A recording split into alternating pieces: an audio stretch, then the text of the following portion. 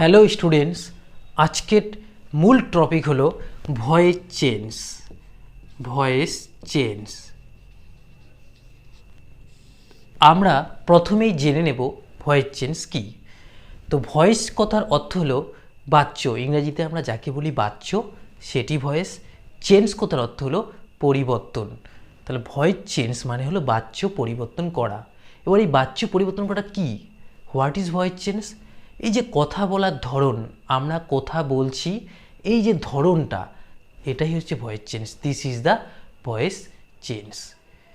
এবার চেঞ্জটা কি হয়, সেটা অ্যাক্টিভ থেকে প্যাসিভ, প্যাসিভ থেকে অ্যাক্টিভ আমরা যখন করব সেখানেই চেঞ্জটা কার্যকরী হবে।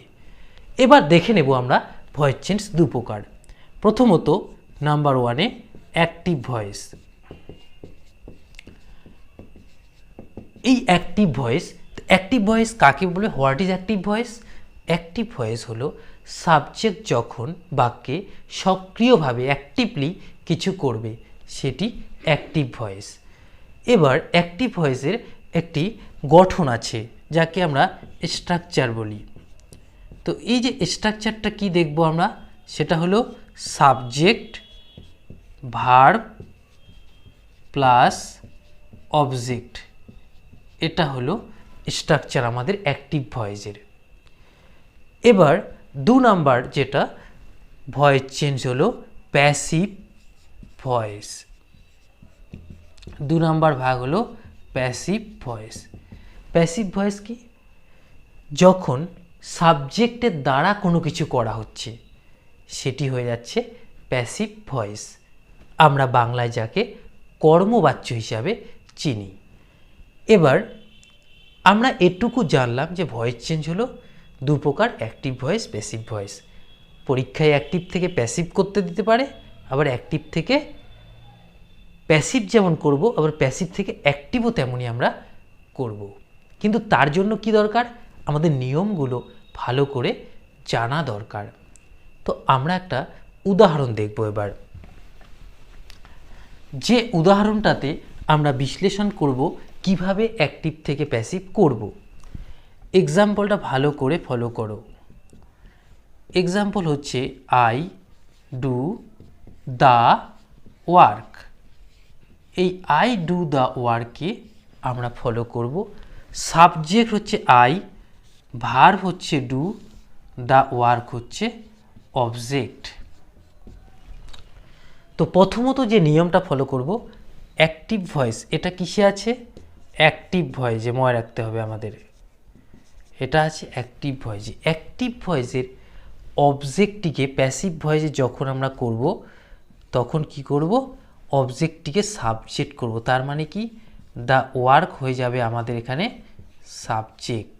কি হয়ে গেল? এটা সাবজেক্ট হয়ে গেল। এরপরে আমরা দু নম্বর যেটা নিয়ম এখানেই ফলো করব, ভার্ব।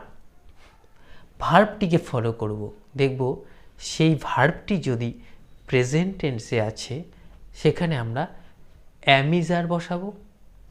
তাহলে এখানে কি? ডু হচ্ছে ভার্ব, তাই আমরা কি দেখেছি? প্রেজেন্ট টেন্সে আমরা এখানে ইজ বসাবো। এবার এই যে ডু ভার্বটি যে আছে এটার পাস্ট পার্টিসিপল অর্থাৎ ভার্বের থার্ড ফর্ম করব। তাহলে ডু এর ভার্বের থার্ড ফর্ম কি? ডু, ডিড, ডান। তাহলে আমরা এখানে কি করব? ডান করব। তাহলে আমরা এটুকু ক্লিয়ার করে ফেললাম, এটা হয়ে গেল ইজ ডান। তারপরে আমরা অ্যাক্টিভ ভয়েসের সাবজেক্টটির আগে আমরা একটা বাই আনব। বাইটা হলো এখানে প্রিপোজিশন, মনে রাখবে, ভার্বের থার্ড ফর্ম। এটা প্রিপোজিশন আমরা বসিয়ে দিলাম, বাই প্রিপোজিশন। এরপরে অ্যাক্টিভ ভয়েসের সাবজেক্টটিকে পরিবর্তন করব আমরা। আই থাকলে আমরা যেটা মুখস্থ করব, যে আই থাকলে কি, দে থাকলে কি, হি থাকলে কি, উই থাকলে কি, যেটা পরিবর্তন করতে হয়। আই থাকলে আমরা জানি মি হয়ে যায়। তাহলে আমি এটা করে ফেলাম। তাহলে এটা হয়ে গেল কি? অবজেক্ট। তাহলে নিয়মটা আমরা ভালো করে দেখব। অ্যাক্টিভ ভয়েসের অবজেক্টটি, প্যাসিভ ভয়েসের সাবজেক্ট হয়েছে।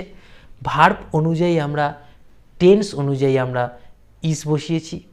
তারপরে মূল ভার্বের পাস্ট পার্টিসিপল করেছি ডান। তারপরে বাই প্রিপোজিশন এনেছি। তারপরে অ্যাক্টিভ ভয়েসের সাবজেক্টটিকে চেঞ্জ করেছি মিতে, অর্থাৎ অ্যাক্টিভ ভয়েসের সাবজেক্টটি প্যাসিভ ভয়েসে অবজেক্ট হয়ে গেছে। এটা আমরা যদি ভালো করে বুঝতে পারি উদাহরণটা, আমরা প্যাসিভ অ্যাক্টিভ থেকে প্যাসিভের নিয়মগুলো ভালো করে জেনে যাব। আশা করি তোমাদের কোনো প্রবলেম এখানে আর নেই। এবার ছাত্রছাত্রীরা তোমরা যখন অ্যাক্টিভ থেকে প্যাসিভ করো, তোমাদের প্রধান সমস্যা কোথায় হয় জানো? তোমরা বুঝতে পারো না যে অ্যাক্টিভে যে ভার্বটি আছে প্যাসিভে আমি কিভাবে পরিবর্তন করব, বা অ্যাক্টিভে যে ভার্বটি আছে প্যাসিভে কি হবে, তার রূপটা কি হবে।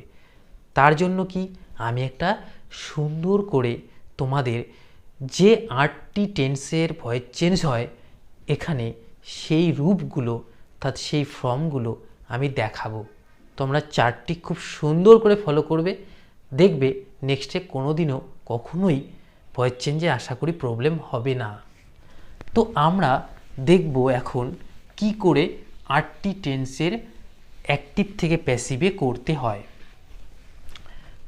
প্রথমত আমরা দেখব টেন্সটাকে, তারপরে দেখব এখানে অ্যাক্টিভ ভয়েস, আর ভয়েসটা শর্টে লিখলাম আমি প্যাসিভ ভয়েসে কী রূপ হয়, passive voice, active voice, passive voice, tense.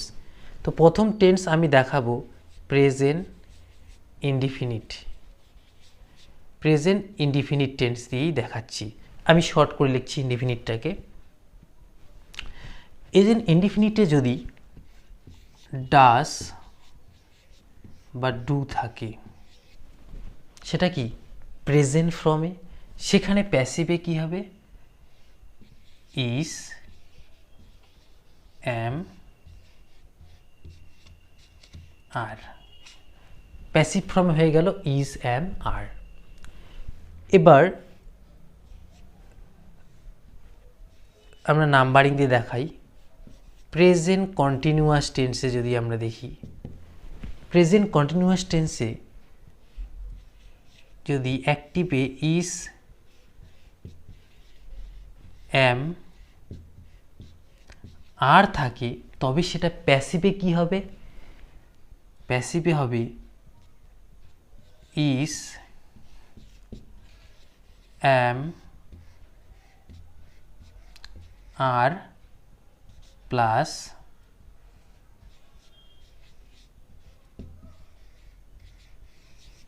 হয়ে যাবে বিং।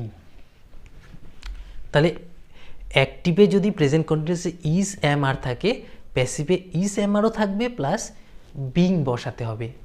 তারপরে দেখব আমরা 3 নম্বরে প্রেজেন্ট পারফেক্ট, প্রেজেন্ট পারফেক্ট সংক্ষেপে লিখলাম present perfect tense. Present perfect টেন্সে যদি আমরা দেখি হ্যাজ অবলিক হ্যাভ থাকে, তাহলে প্যাসিভে কি বসবে, সেটা প্যাসিভে করতে পারি আমরা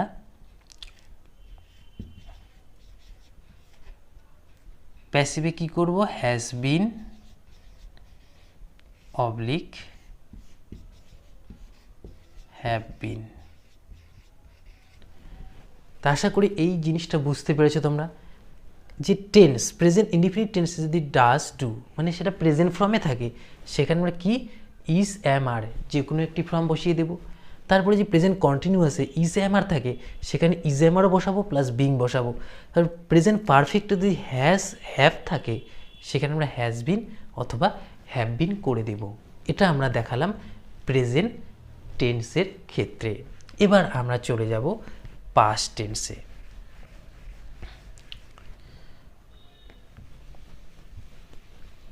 তো আমরা প্রথম 3টা ফর্ম জেনে গেলাম। এবার নাম্বার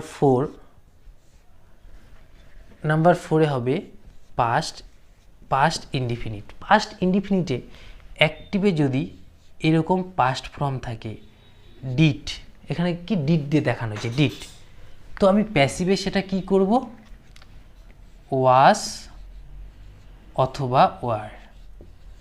আমরা এটুকু বলে রাখি যদি সিঙ্গুলার হয় ওয়াজ বসাবো, যদি প্লুরাল ফর্ম হয় সেখানে ওয়ার বসাবো। এটুকু কিন্তু মনে রাখতে হবে। তারপরে নাম্বার 5 পাস্ট কন্টিনিউয়াস। পাস্ট কন্টিনিউয়াসে যদি ওয়াস অথবা ওয়ার থাকে সেটা আমরা প্যাসিভ ভয়েসে কি করব, ওয়াস অবলিক ওয়ার প্লাস বিং। এখানে মনে রাখতে হবে যখন আমরা প্রেজেন্ট কন্টিনিউয়াস টেন্স করেছি তখন আমরা কিন্তু is am are plus being বসিয়েছি। পাস্ট কন্টিনিউয়াসের ক্ষেত্রেও same, is was oblique were plus being. দেখো নিয়মটা কত সুন্দর মিল আছে। তারপরে আমরা 6 নাম্বার দেখব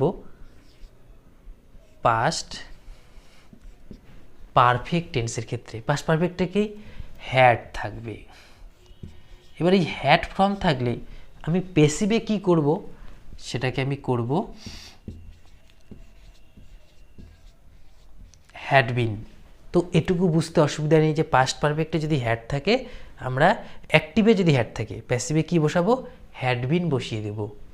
তা আমরা এখানে জেনে গেলাম অলরেডি 6টা টেন্স। আর বাকি কটা আমাদের বাকি আছে 2টো ফর্ম, অর্থাৎ 2টো টেন্স আমরা আরও জানব। সেটা কি কি? Number 7 future indefinite. তো ফিউচার ইনডিফিনিটে যদি থাকে উইল, কোনো ফিউচার ইনডিফিনিট দিয়ে সেটাকে অ্যাক্টিভ থেকে প্যাসিভ করতে হবে। কি বসাবো আমরা, উইল বি বসাবো। মনে রাখবে উইল বি বসাবো। নাম্বার 8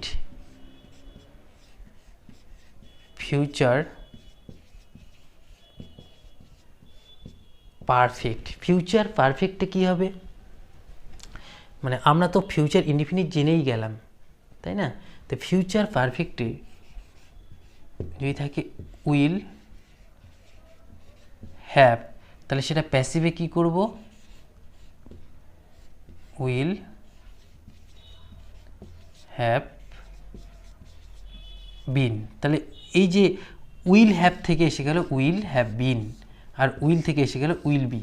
তাহলে অ্যাক্টিভ থেকে প্যাসিভে যদি আমরা এই 8টি টেন্সের ফর্ম ভালো করে জেনে যাই, আশা করি আমাদের ভয়েস চেঞ্জের কোনো রকম অসুবিধা হওয়ার কথা নয়। তবুও কারো কোনো প্রবলেম থাকলে অবশ্যই কমেন্ট বক্সে কমেন্ট করে জানাতে ভুলবে না, এবং আমি আলোচনা করব যদি কারো প্রবলেম থাকে নেক্সট ভিডিওতে আরও বিস্তারিতভাবে। ওকে।